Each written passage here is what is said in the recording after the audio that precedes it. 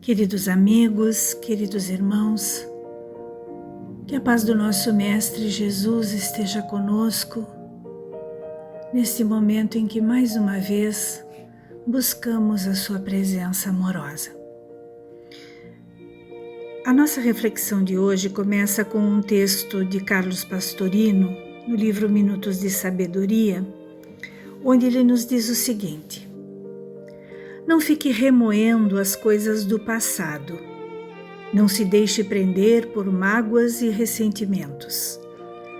Não se atormente com o que passou, mesmo que reconheça seu erro. Levante-se e siga à frente o mais rapidamente que puder. Faça as pazes com seus adversários, envie pensamentos de simpatia e amor, e todas as mágoas se afastarão e você viverá feliz e risonho. Este querido amigo que tem nos inspirado nas reflexões ultimamente, nos lembra que o lugar do passado é no passado. Quando nós trazemos e realimentamos o passado no nosso hoje, nós com certeza vamos trazer também as coisas negativas que lá aconteceram, os sofrimentos, os desentendimentos, os erros, os distanciamentos afetivos, as culpas. E assim nós vamos contaminar o nosso presente, o nosso hoje, com coisas que já deveriam ter passado, das quais já nos deveríamos ter libertado. Como fazer isso?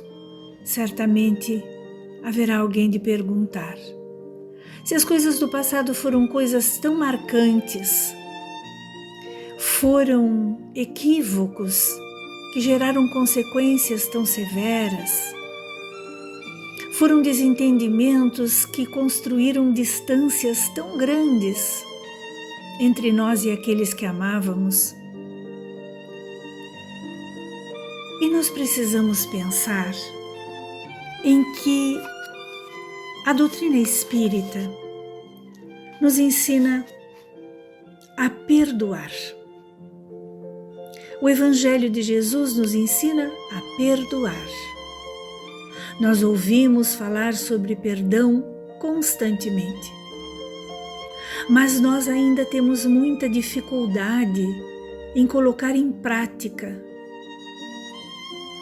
isto que é tão fundamental para que a gente possa se libertar do passado. Quando a gente perdoa aquele que errou conosco, aquele nosso irmão que nos magoou, que nos prejudicou, que nos ofendeu, o grande beneficiado, na verdade, somos nós, que nos libertamos de uma situação que, caso continuássemos cultivando, nos prenderia ao passado. Aquele que erra, aquele que magoa, que fere, que rouba o sossego do outro com comportamentos negativos, está se comprometendo diante da lei de Deus. Ele está criando para si a consequência menos feliz. Aquele que nessa situação foi sua vítima tem duas opções: escolher ficar alimentando esse desentendimento, essa situação negativa, ou se libertar e seguir a vida com todas as possibilidades que ela nos oferece diariamente.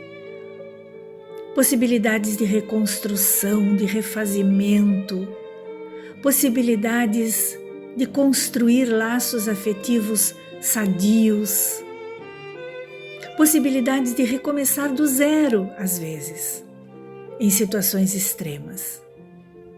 Mas a vida nos dá sempre a oportunidade do renascer, do recomeçar. O dia não recomeça sempre após a noite, por mais escura que ela tenha sido? Na nossa vida também é assim. As situações que nos fizeram sofrer no passado devem ser deixadas lá no passado para servir como experiência, não para que as alimentemos, não para que alimentemos a culpa do erro que cometemos, porque a culpa paralisa. A culpa nos faz ficar estacionados remoendo aquilo que fizemos e que não foi tão bom assim. Reconhecer que erramos, pedir a Deus a oportunidade de recomeçar, pedir a Deus a oportunidade, quem sabe, de reparar o erro que cometemos e começar de novo, corajosamente, alicerçados na fé que nos diz que a cada um segundo as suas obras, e que se erramos no passado e vamos ter que responder por esse erro, depende de nós acertarmos hoje e fazermos o melhor, para que o nosso futuro seja melhor. Estender a mão àquele que nos magoou, no sentido do perdão e da reharmonização dos nossos espíritos.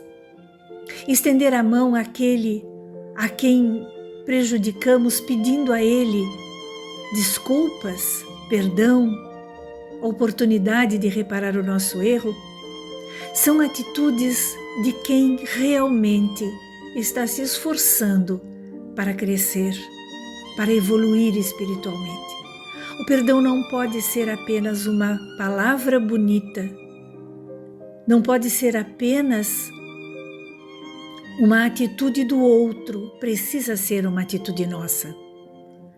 Há momentos em que precisamos pedir perdão e há momentos em que precisamos aprender a perdoar.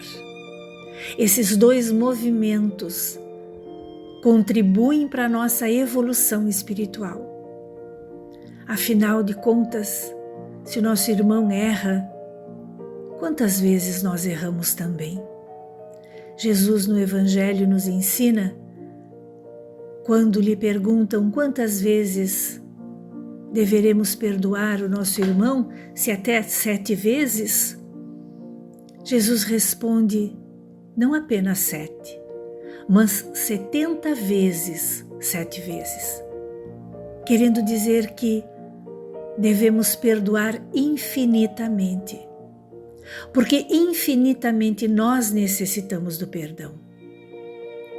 E o perdão ao outro, o perdão a nós mesmos quando nos equivocamos, e o pedido sempre a Deus pela oportunidade de refazer. Não ficar remoendo coisas do passado, nos diz Pastorino. Não nos atormentarmos pelo que passou, mesmo que a gente reconheça que errou. Não se deixar prender por mágoas e ressentimentos. A mágoa e o ressentimento são como que continuar sentindo as mesmas coisas que nos fizeram sofrer, só que agora voluntariamente. Agora somos nós que escolhemos continuar sentindo. É preciso cortar o laço que nos prende àquilo que nos fez sofrer. E essa é uma atitude individual, é uma atitude nossa,